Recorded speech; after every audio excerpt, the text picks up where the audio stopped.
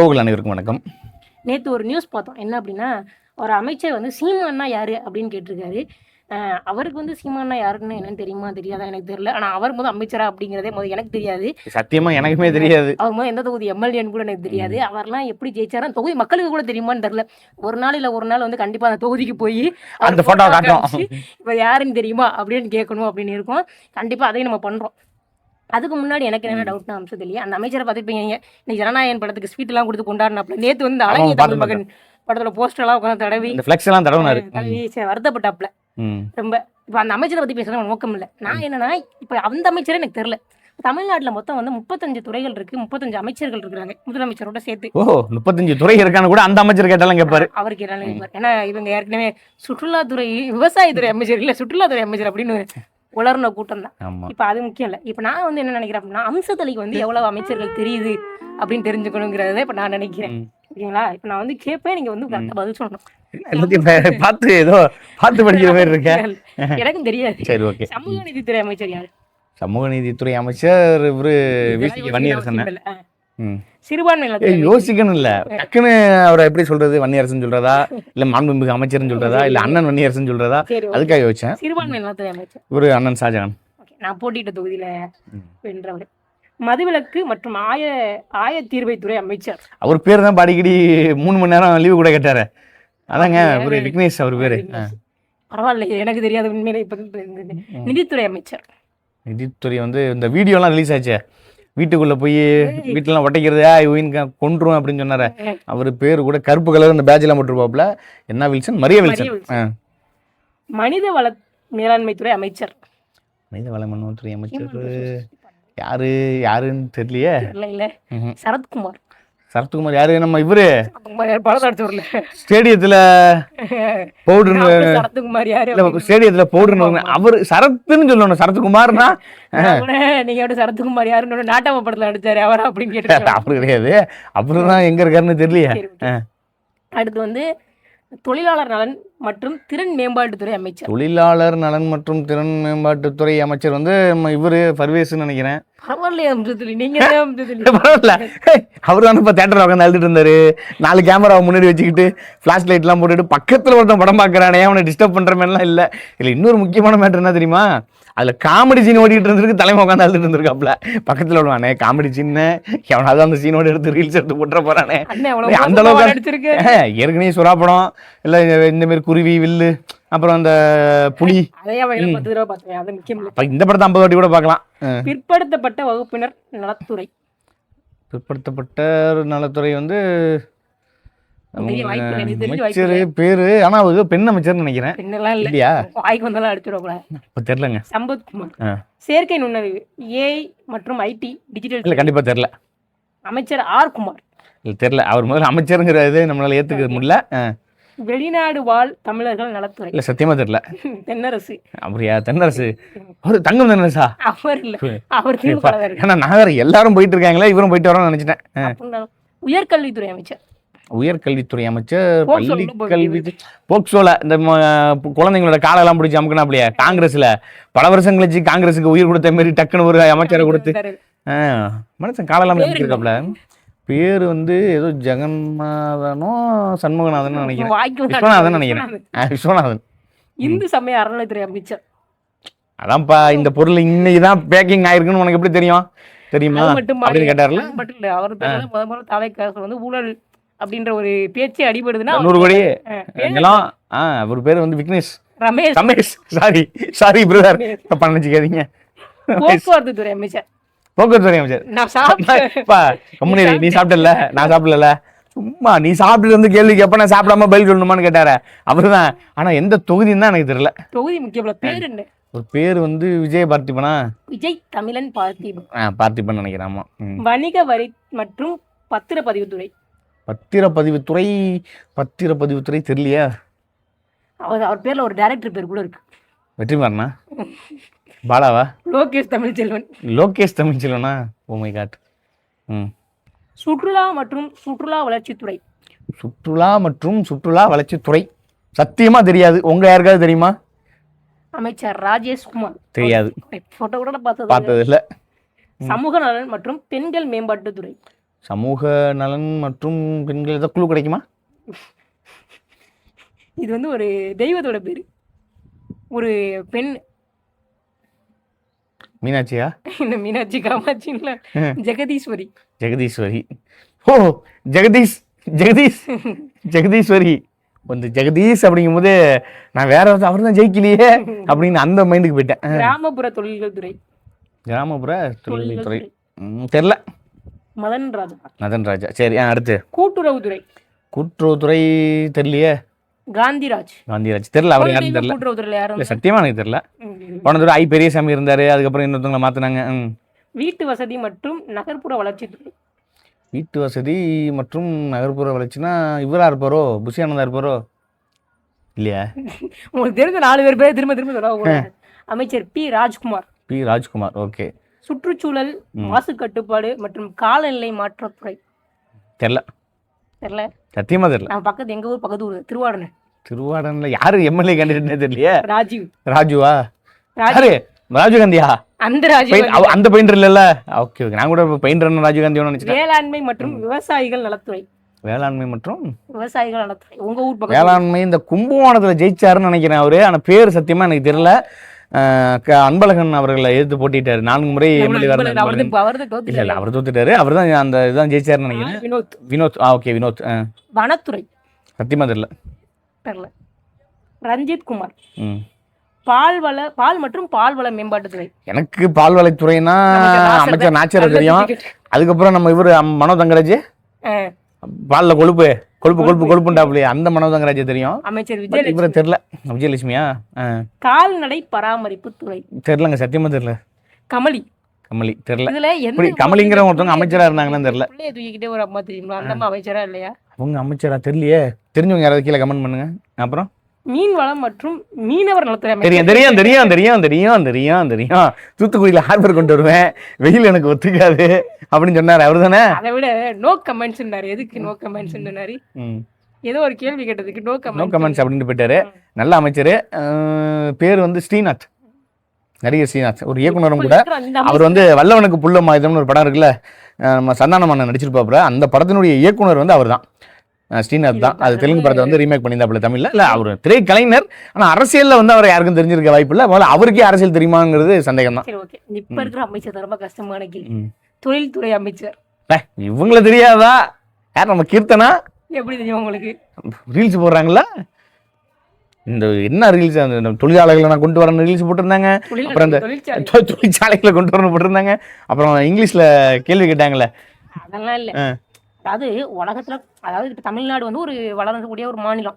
அந்த மாநிலத்துல வந்து ஒருத்தர் வந்து முதலீடு செய்ய வராங்கன்னா அவங்க வந்து எவ்வளவு பெரிய கம்பெனிஸ் இருக்கும், டொயோட்டாவா இருக்கட்டும், இல்ல வந்து ராயல் என்ஃபீல்ட் இருக்கட்டும். என்ன ரீல்ஸ் பாப்பாங்களா? ரீல்ஸ் பாப்பாங்களா? ரீல்ஸ் அப்புறம் எப்படி ரீல்ஸ் வந்து 1 மில்லியன் வியூஸ் 2 மில்லியன் வியூஸ்லாம் போகுது. அதெல்லாம் டிவிக்கு தற்போது ஃபேக் ஐடி 10 பார்த்துருக்கோம். அப்படியா? இது வேறையா? அந்த அமைச்சர் தான் வந்து அந்த புள்ளைய நிக்க வச்சு கேள்வி கேட்டது. அதுக்கப்புறம் எக்ஸ்தலத்துல போய் பாருங்க, கீழே கமெண்ட் பண்ணிருக்காங்க அப்படின்னு கேட்டது. சர்ச்சை நாயகி அவங்க. கனிம வளத்துறை அமைச்சர். அந்த அமைச்சரை பத்தி இன்னொன்னு சொல்லிக்கிட்டுமா? விருதை மகள் கீர்த்தனான்னு ஒரு பேஜ் வச்சிருந்தாங்க. இல்ல, நான் சொல்லுவேன், வச்சிருந்தாங்க. நான் தான் வந்து விருதுநகரை காப்பாற்ற போறேன், அமெரிக்காவை எப்படி கேப்டன் அமெரிக்கா தான் காப்பாற்றுவேன்னு சொல்லுவாரோ அதே மாதிரி விருதுநகரை நான் தான் காப்பாற்ற போறேன் அப்படின்னு நின்றாங்க சுயேட்சை வேட்பாளரா. அவங்க வந்து ஏற்கனவே பிஆர் டீம் பண்ணியிருக்காங்க. இவர் ஆதோ ஒரிஜினா கூட ஒர்க் பண்ணி கொடுத்துருக்காங்க. அப்படி நல்ல ஒர்க்லாம் பண்ணியிருக்காங்க. அவங்களே ஒரு பிஆர் டீம் வச்சு அவங்களே ப்ரொமோட் பண்ணிக்கிட்டாங்க. டக்குன்னு டிவிகளை நிற்க வேட்பாளர்கள் உங்களுக்கு சிவகாசியில உங்களை நிப்பாட்டுறோம் அப்படின்னா, சிவகாசி தானே கொடுத்து மத்தாப்பு அப்படின்னு சிவகாசிக்கு போயிட்டாங்க. போய் ஓட்டு கேட்டது அந்த சர்ச்சைகள் எல்லாமே பார்த்துருப்போம். அமைச்சரானதுக்கு அப்புறம் சர்ச்சைகள் தொடர்வதை நம்ம பார்த்துக்கிட்டு தான் இருக்கோம். கனிம வளத்துறை அமைச்சர் அவரு தான் தெரியுமே, இந்த மென்டல் கிளினிக், சார் இந்த டென்டல் கிளினிக் வச்சிருக்காப்லையே பிரபு, அவரு தானே? அவரு எப்படி தெரியும் கேட்கலையா? ரீல்ஸ் போட்டுக்கிருந்தாரு. இல்லப்பா, என் மாமி அங்க ஊர் காரக்குடி, அங்க வேட்பாளர் அவர் தான் நின்றாப்புல. ஆப்போசிட்டா நம்ம அண்ணன் நின்றாப்புல, சீமான அண்ணன் நின்று அவர் நின்றாரு. ரெண்டாவது இன்னொரு விஷயம், ரீல்ஸ் போட்டாப்புல. இல்ல இன்னொன்னு வைக்கணும், சீமான அண்ணன் தோக்கடிச்ச பிரபுக்கு வந்து அமைச்சர் பதவி.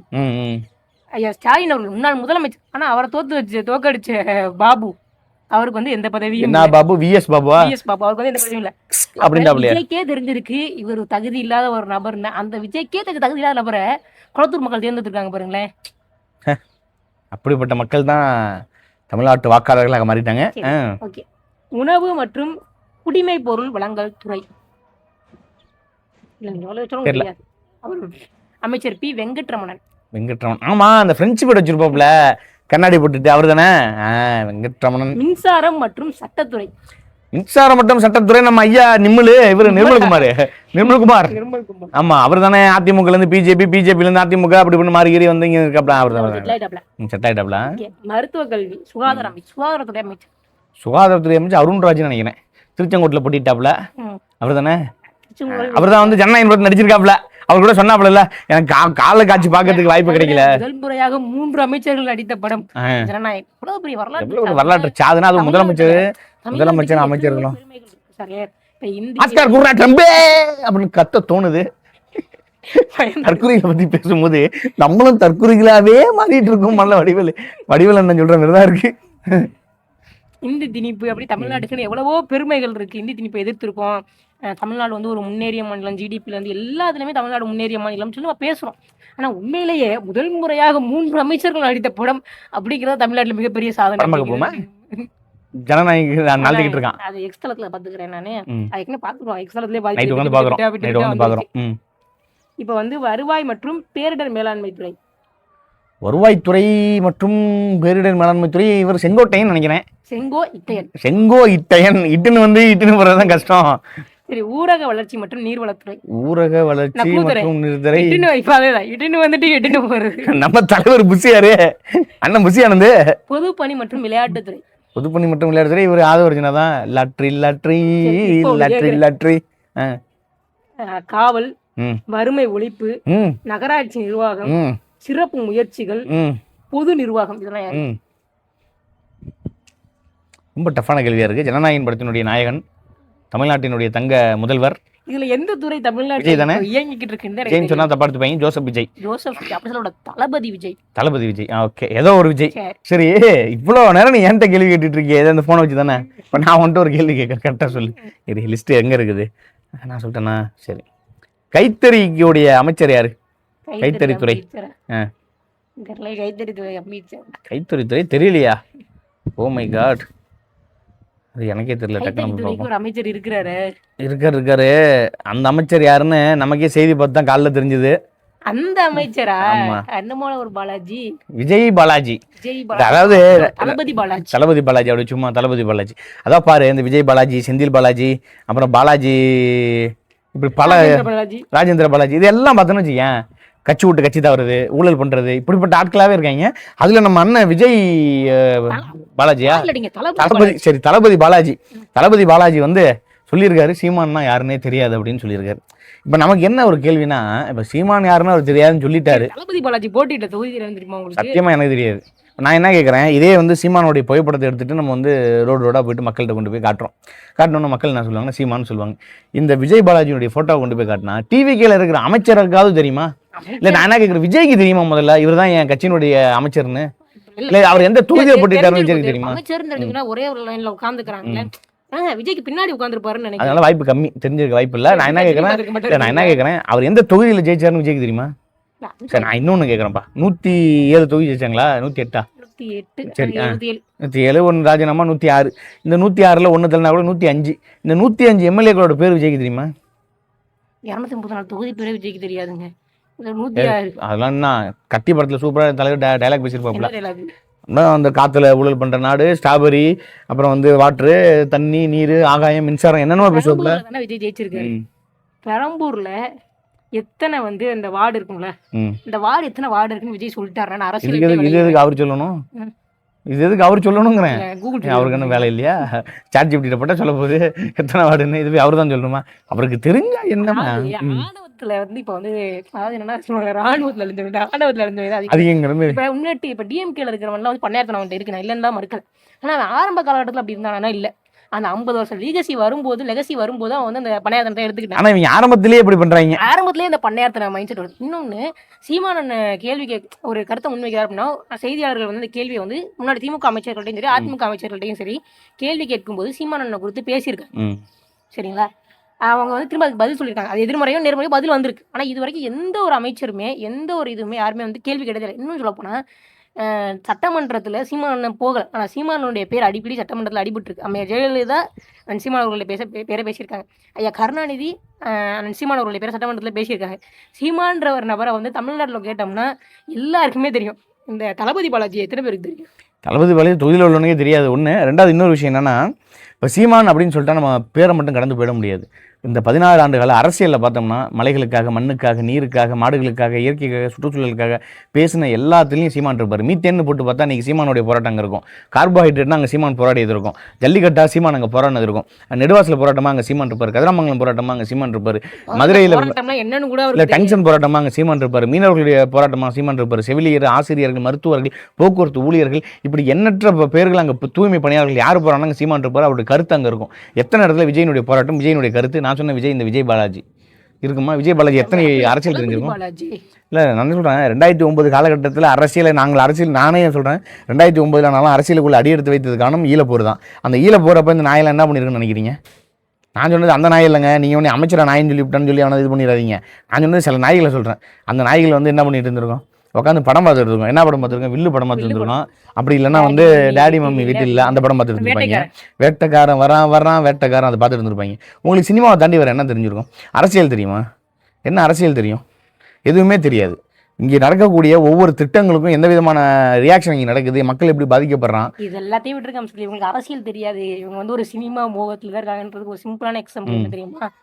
டெல்லியில மாணவர்கள் போராடிட்டு இருக்காங்க. அந்த போராட்டத்தை வந்து தமிழ்நாட்டிலேயே மாணவர்கள் போராடுறாங்க. போராடுற மாணவர்களை அரசு வந்து ஒடுக்குது.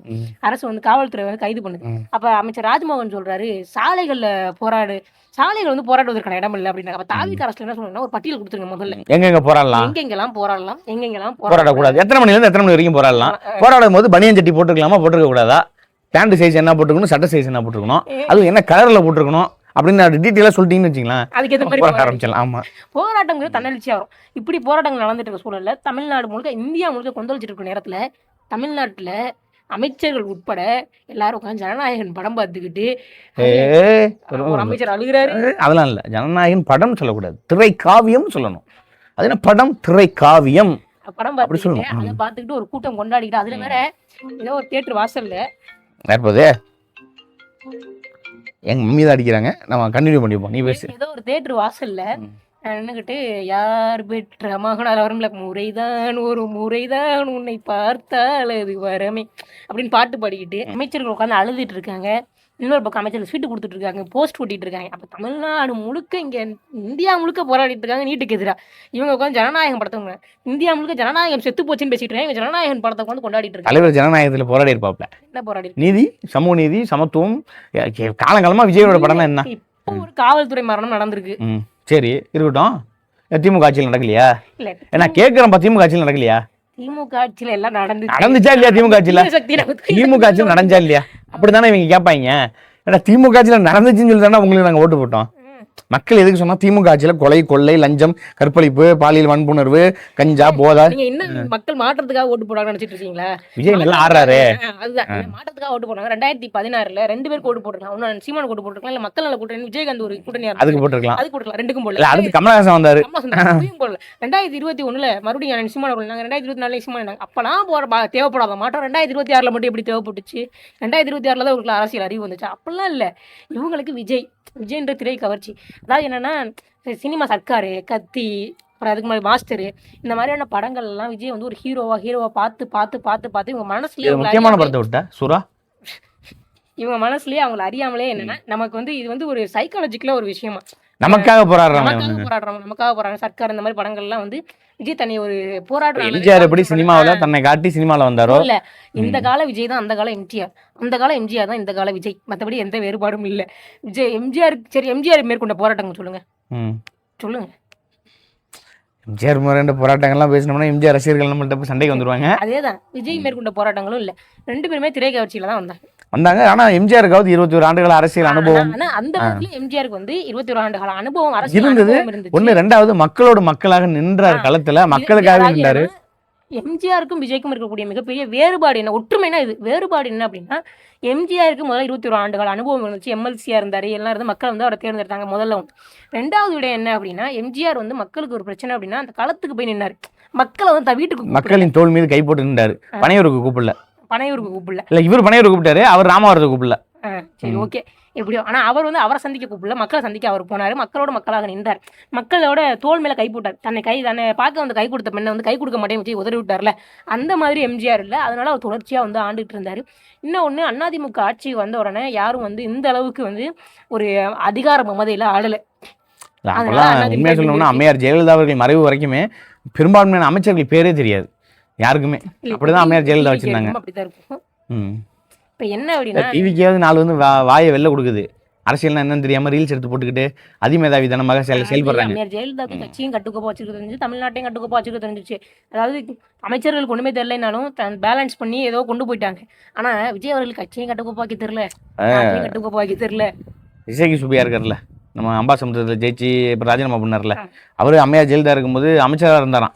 அவர் மொட்டை போட்டுட்டு நேர்த்தி கடனை முடிச்சுட்டு வரதுக்குள்ள அமைச்சர் பதவியெல்லாம் தூக்கிட்டாங்களாம். அப்படிதான் இதெல்லாம் கூட இன்னும் இருக்கிறது. நம்ம 2026 இருக்கும் அப்படின்னு சொல்றோம், ரொம்ப ஃபார்வர்டா திங்க் பண்றோம் அப்படின்னு சொல்றோம். ஏஐ வந்து நம்ம கொண்டு வர போறோம்னு தாவேக்கு அரசு சொல்லுது, ஏஐ சென்டர்ஸ்லாம் கொண்டு வர போறோம். ஆனா இன்னும் ஜனநாயகன் படத்துக்காண்டி முட்டி போட்டு மனுஷோர் திங்கிற கூட்டம் இன்னைக்கு இருக்கு. இதை வேற 2000 ரூபாய்க்கு டிக்கெட் கொடுத்து பாக்குறான், பாலாபிஷேகம் பண்றான், கட் அவுட் வைக்கிறான், வெடி வைக்கிறான். படத்தோட டிக்கெட் 200 ரூபா தானே. ஆமா, 200 ரூபாய்க்கு இருக்கிற டிக்கெட்டை 2000 ரூபாய்க்கு விற்கக்கூடிய இந்த ஊழலையே ஒழிக்க முடியாத விஜய் தமிழ்நாட்டோட ஊழல் ஒழிச்சிட்டு வர. அவர் ஒளிப்பாருன்னு நான் சொல்லலையப்பா, என்கிட்ட என்னை பார்த்து இப்படி கேள்வி கேட்டா நான் என்ன சொல்லுவேன்? கேட்கறேன் ஜெனரலா மக்களை பார்த்து கேட்கணும், விஜய்க்கு ஓட்டு போட்டவங்களை பார்த்து கேட்கணும்.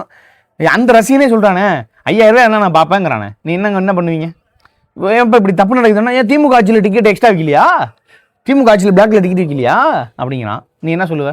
எனக்கு என்னன்னா மத்தியில் எப்படி மோடி எதுக்கு எடுத்தாலும் காங்கிரஸ் சொல்லணும்னா நேருன்ற மாதிரி நீங்க திமுகன்னு சொல்லியே இவங்களுடைய தவறுகளை எல்லாம் மறைக்க பாக்குறாங்க. இன்னும் சில பேர் 6 மாசம் கூட ஆகலைங்க, 6 மாசம் கூட ஆகல. இல்ல அப்புறம் எதுக்கு கொண்டாடாத? 5 ஆண்டுகள் இருக்கு, 5 ஆண்டுகள்ல இன்னும் எவ்வளவு சாதனைகள் இருக்கு. இன்னமும் அப்படியே மலையை பரட்டி தலைகீழ வச்ச மாதிரியும், இன்னமும் கர்நாடகால இருந்து காவிரி தண்ணீரை கொண்டு வந்த மாதிரியும், முல்லை பெரியாறுல அணை கட்ட விடாம தடுத்துட்ட மாதிரியும், இங்க நீட் தேர்வை தடுத்து நிப்பாட்டிட்ட மாதிரியும், அது மட்டும் இல்லாம இங்க இருக்கிற டங்ஷன் சுரங்கத்தை வந்து காலி பண்ண மாதிரி, இங்க இருக்கிற IRL நிறுவனத்தை இழுத்து மூண மாதிரியும், இப்படி என்னென்னமோ திட்டங்களை தமிழ்நாட்டுக்குள்ள கொண்டு வந்துட்ட மாதிரி. அப்படிலாம் பண்ண முடியாது. வந்து ஸ்டாலின் அவர்கள் கொண்டு வந்தாரு காலை உணவு திட்டம் அப்படின்னு சொல்லி கொண்டு வந்தாரு. அதான் விஜய் வந்து பட்டிட்டிங்க நீங்க பாத்துருக்காப்ல, பேரை மாத்திருக்காப்ல. காலை உணவு திட்டம் நல்ல திட்டம், வரவேற்போம். நம்ம நான் என்ன சொல்றேன், இது வரவேற்கத்தக்கது தான். இப்ப ஐயா காமராஜரோட பேரை வச்சது வரைக்கும் சந்தோஷம். இல்லன்னா பட்டு ஈவேரா காலை உணவு திட்டம் அந்த மாதிரி கொண்டு வராம ஐயா காமராஜர் கொண்டு வந்தது நல்லது. அப்படின்னு சொல்ல வரேன், பேர் மாத்துவாப்ல, பேர் மாத்துறாப்ல. இப்ப மகளிர் விடியல், திமுக மகளிர் விடியல் பயணம், இப்ப வந்து மகளிர் பயணம், அந்த விடியல கட் பண்ணிட்டாப்ல. அவ்வளவுதான். ஸ்டிக்கர் திமுக தான் ஸ்டிக்கர் ஒட்டுவாங்க அப்படின்னு சொல்லி சொல்றாங்க. திமுகவே நான் மிஞ்சுவேன் ஸ்டிக்கர் ஒட்டுறதுல அப்படின்னு. சிம்பிளா ஒன்று சொல்லட்டுமா? இப்ப ஜனநாயகன் படம் யாருடைய படம் நினைக்கிறேன்? ஐயா பாலகிருஷ்ணாவோட படம். பழைய தெலுங்குல நடிச்சாப்ல பகவந்த் கேசரி அப்படின்னு, அந்த படத்தோட ரீமேக் தான். அதே போல இவர் என்ன பண்றாப்புல, ரீமேக் எடுக்கிறாப்புல. திமுக அதிமுக எல்லாம் என்ன செஞ்சாங்களோ அதை அப்படியே ரீமேக் பண்ணிக்கிறாப்புல, அரசியலையும் அதை வச்சு ஹிட் ஆகிக்கலாம்னு நினைக்கிறாப்புல. இன்னொன்று என்ன சிரிப்பு வந்துச்சுன்னா, என்னோட ஆட்சியில் 1 ரூபா லஞ்சம் வாங்க முடியாது, யாராவது உங்களோட லஞ்சம் கேட்டா விஜய் என்ன சொல்லுங்க. இதுக்கு மேல நீ ஏதாவது பேசணும்னா நான் டென்ஷன் ஆயிடுவேன். என்னென்ன சொல்ல வந்துடுறேன், கருத்தை பிடிச்சிடுறேன். இப்ப நம்ம ஏரியால ஒரு கவுன்சிலர் இருப்பாப்ல, ஒரு பெரிய அண்ணன் இருப்பாப்ல, அவர் என்ன சொல்லுவாப்லன்னா ஏதாச்சும் நம்ம பேரை சொல்லு பண்ணிக்குவா அப்படின்னு சொல்லிடுவாங்க. அது ஒரு கவுன்சிலர் சொல்லலாம். ஒரு முதலமைச்சர் அப்படி சொல்றாருன்னா என்ன அர்த்தம்? அவர் கீழே இருக்க யாருமே அவரை மதிக்கிறேன்னு தானே அர்த்தம். போமா வா போவோம், டைம் ஆச்சு. இவங்களை பத்தி பேசிட்டு இருந்தோம்னா விடிய பேச முடியும். வா பாத்துக்கலாம். முக்கியமா ஒரு அமைச்சரை விட்டோம் கடைசியில, அமைச்சர் ராஜ்மோகன் பள்ளிக்கல்வித்துறை, அவரை விட்டுட்டுமே. அவரும் எனக்கு தெரியும். அதுக்கப்புறம் இன்னொரு அமைச்சரையும் எனக்கு தெரியும். அமைச்சர் பேரை மறந்துட்டேனே டக்குன்னு. ஓ மை காட், ஒரு நிமிஷம். ஆகா, நல்ல அமைச்சராச்சே, தங்கமான அமைச்சராச்சே, ஐயோ நல்ல அமைச்சராச்சே, நல்ல பேராச்சே. ஐயோ அந்த மனுஷன் இல்ல, அதுல ஒரு மனுஷன் இருக்கா அவ்வளவா? அப்ப அவர் அமைச்சர் இல்லையா? இப்ப நம்ம போய் சேர்ந்தாப்புலையே புதுக்கோட்டையில இருந்து, விராலிமலையில இருந்து. அவர் எம்எல்ஏ சீட்டு குடுக்கலையா அவருக்கு? ஓ அப்ப இடைத்தேர்தல் நிப்பாரோ? அப்ப வந்து அவர் அமைச்சர் ஆயிடுவாரு.